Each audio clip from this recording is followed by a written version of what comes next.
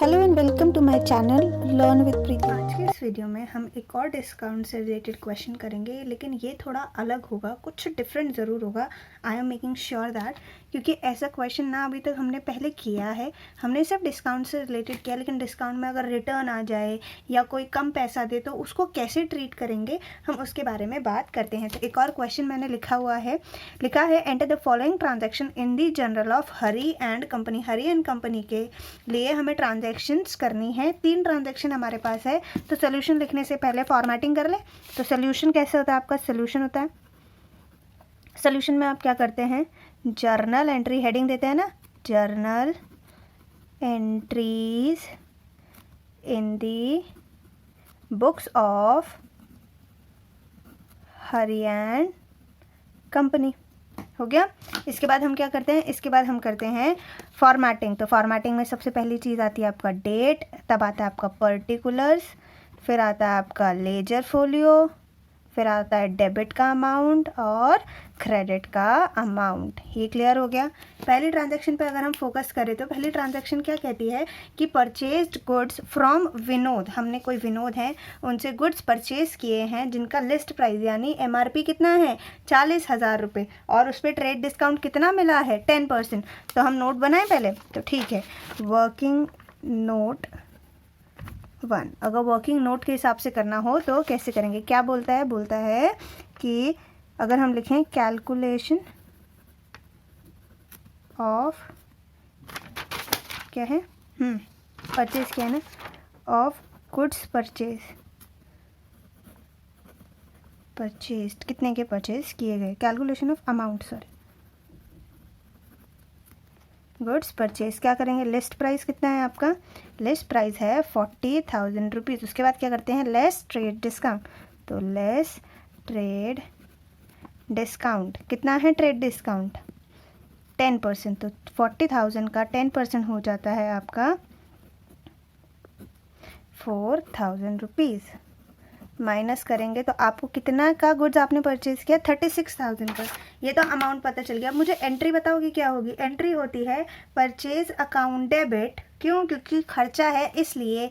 To किससे, क्या हमने कैश दिया, नहीं। विनोद क्या है, विनोद हमारे क्रेडिटर है क्योंकि हम उनसे उधार सामान खरीद रहे हैं, और क्रेडिटर लाइबिलिटी होती है, और लाइबिलिटी जब जब बढ़ती है तो क्या होती है, तब तब क्रेडिट होती है। ये हमने रूल पढ़ा हुआ है। तो डेट क्या है, 2017 की 1 अप्रैल। एंट्री क्या होगी, purchase account debit to Vinod's account. कोई गलती? अब मुझे बताओ एंट्री किससे करूँ, 40,000 से या पीछे जो 36,000 निकाला उससे, 36,000 से। तो 36,000 से, और नरेशन क्या डाल देंगे, नरेशन डाल देंगे being goods purchased from Vinod on 10% trade discount. कोई गलती नहीं। अभी तक हमें सब समझ आ रहा है, कुछ है नहीं। अब दूसरी ट्रांजैक्शन पे चलते हैं। दूसरी ट्रांजैक्शन कहती है कि आपने विनोद को 2 ही तारीख को यानी नेक्स्ट डे ही कुछ लिस्ट प्राइस का सामान वापस कर दिया। यार ये हो गई है गड़बड़। हमने जब सामान लिया था तो जिसका MRP 40,000 था उसके लिए हमने उसको 36,000 रुपीज़ पे किए। अब जो हम सामान वापस कर रहे हैं जिसकी वैल्यू 1,000 है, क्या हमें वो 1,000 में मिला होगा? नहीं।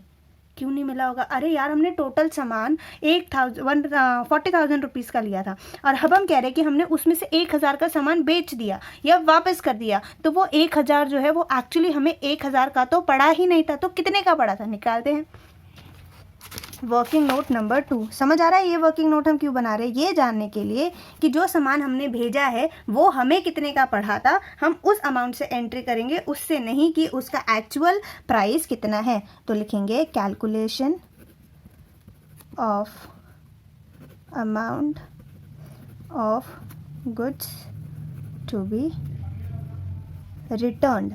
अब आप मुझे ये बताओ कि गुड का लिस्ट प्राइस कितना है। गुड्स का लिस्ट प्राइस जो हम वापस कर रहे हैं उसका लिस्ट प्राइस है 1000 रुपीज़, करेक्ट। अब एक बात बताओ, जब हमने सामान खरीदा था तो हमें ट्रेड डिस्काउंट कितने का मिला था भाई? 10% का मिला था। तो 40,000 पे अगर 10% का मिला था, क्या 1,000 पे 10% का नहीं मिला होगा?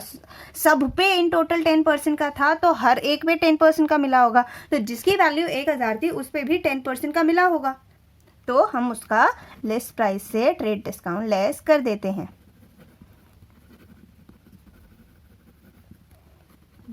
1,000 का 10% कितना हो गया? 100 रुपये।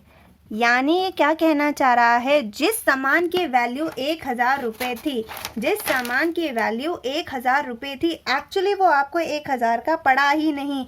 आपको कितने का पड़ा? आपको 900 का पड़ा। तो जो आप एंट्री करोगे वो 1,000 से नहीं, बल्कि उस रिड्यूस्ड अमाउंट से एंट्री करोगे जिस रिड्यूस्ड अमाउंट पे आपने वो गुड्स खरीदे थे। तो 2 अप्रैल को जब हम एंट्री करेंगे तो हम लिस्ट प्राइस से एंट्री ना करते हुए जो हमने अमाउंट डिस्काउंट के बाद निकाला है उससे करेंगे। अब मुझे ये बताओ, रिटर्न कर रहे, कौन सी रिटर्न है? परचेज रिटर्न है कि सेल्स रिटर्न है? ऑब्वियस सी बात है, जब हमने परचेज की थी तो परचेज रिटर्न होगी। परचेज जब होता है तो डेबिट होता है, तो उसका उल्टा करेंगे तो क्या करेंगे? क्रेडिट करेंगे। और हमने पढ़ा भी था कि परचेज रिटर्न हमेशा हमेशा हमेशा क्या होती है? क्रेडिट होती है। और डेबिट क्या होगा? विनोद होगा। क्यों होगा? क्योंकि हमारे जो विनोद नाम के क्रेडिटर थे वो 900 रुपये से कम हो जाएंगे। अब हमें उन्हें 900 रुपये कम पेमेंट करनी होगी, करेक्ट। चलो, तो Vinod account debit to purchase return account 900 से और 900 से, being goods returned to Vinod of list price ₹1000 rupees का जो गुड्स था वो हमने वापस कर दिया। अब लास्ट टाइप पढ़ो, ये बहुत मज़ेदार है। ये कहता है कि आपने गुड्स कैश पे कर दिया, किसको? विनोद को, 34,000 रुपीज़ इन फुल सेटलमेंट। मतलब आपने सारा काम ख़त्म कर दिया और इसको पेमेंट कर दी 34,000 की। तो करते हैं एंट्री। 6 अप्रैल को आपने पेमेंट कर दी। आप बोल रहे हो आपने पेमेंट की तो विनोद तो कम होगा, तो Vinod account debit to cash account. आपने कैश कितना पे किया? 34,000। तो हम भी लिख देंगे टू कैश 34,000 रुपीज़। ठीक है। विनोद एक्चुअली में कितने से डेबिट होना चाहिए था? विनोद को हमें 36,000 रुपीज़ देने थे, बट एक्चुअली विनोद को हमने कुछ पैसा अमाउंट वापस भी कर दिया, कुछ सामान वापस कर दिया, इसलिए हमने विनोद से कितना पैसा लेना था वो सब हम देखते हैं। और उसके लिए हम बनाएंगे एक और वर्किंग नोट जिसका नंबर है working note number 3। WN is working note number 3। हम लिखेंगे calculation of amount to be paid to Vinod and amount of discount. ये भी हमें पता है कि डिस्काउंट कुछ तो मिल रहा है, लेकिन कितना मिल रहा है ये आइडिया नहीं है, क्योंकि देख के पता चल रहा है कि 35,000 के आसपास का तो हमें उसे पेमेंट करनी थी, लेकिन पेमेंट हम कर कितने रहे कि 34,000 रुपीज़ की। तो हम बोलेंगे कि अमाउंट टू बी पेड या फिर परचेज अमाउंट। परचेज, हमने परचेज कितनी की थी? हमने की थी 36,000 रुपीज़ की परचेज की थी, करेक्ट। इतना तो सही है। लेस करेंगे जितना हमने रिटर्न कर दिया। गुड्स रिटर्न, हमने रिटर्न कितने के कर दिया? हमने गुड्स रिटर्न कर दिया 900 के। तो हमें 35,100 रुपीज़ पे करने चाहिए। अमाउंट टू बी पेड कितना पे करना चाहिए? इतना पे करना चाहिए। मतलब जब हम एंट्री कर रहे होंगे तो विनोद जो डेबिट होना होगा वो कितने से होगा? 35,100 रुपीज़ से। क्या सही है? हाँ। लेकिन क्या ये मैच कर रहा है? नहीं कर रहा है। किस साइड डिफरेंस आ रहा है? क्रेडिट साइड आ रहा है। तो क्या आना चाहिए? हाँ आना चाहिए, क्योंकि डिस्काउंट रिसीव नाम की चीज़ जो है हमारी इनकम होती है, और इनकम जब जब होती है तो क्रेडिट होती है। तो टू डिस्काउंट रिसीव्ड। अब मुझे कोई बताए कि डिस्काउंट रिसीव तो क्रेडिट कर दिया, कितने अमाउंट से? तो हम लिखेंगे वहीं वापस उसी वर्किंग नोट पे आएंगे और लिखेंगे लेस अमाउंट पेड, कितना पे करना था, अमाउंट पे कितना कर दिया, ये था अमाउंट टू बी पेड, हमें पे कितना करना था 35,100 और हमने अमाउंट कितना पे किया 34,000 रुपीज़। तो 1,100 इज़ व्हाट, डिस्काउंट। ये क्या है आपका, डिस्काउंट है। तो डिस्काउंट आपको कितने का मिल गया, एक तरीके से 1,100 का डिस्काउंट मिल गया। Being amount paid to Vinod. I hope कि जो ये हमने क्वेश्चन किया है ये पूरा, ये आपको समझ आया होगा। बाकी नेक्स्ट क्वेश्चंस में हम नेक्स्ट क्लासेस में बहुत सारी चीज़ों के बारे में बात करेंगे। Thank you for watching my video. Please subscribe and press the bell icon. Also hit the like button if you like the video.